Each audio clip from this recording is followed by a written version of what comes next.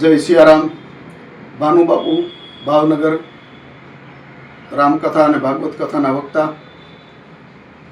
2 દિવસથી જિગ્નેશ દાદાનો એક વિડીયો ફરી રહ્યો છે અને એ વિડીયો જોતા જિગ્નેશ દાદાએ વ્યાસગાદી પરથી આવું નહીં બોલવું જોઈએ, અથવા તો દાદા બોલ્યા છે તો કઈ રામચરિત માનસમાં રાવણ અને કુંભકર્ણનો આવો ભયંકર સંવાદ છે એનું પ્રૂફ 5 થી 7 દિવસમાં આપવા વિનંતી, અથવા તો 5-7 દિવસમાં તેમનું પ્રૂફ નહીં મળે તો કાયદેસરની કાર્યવાહી કરવામાં આવશે.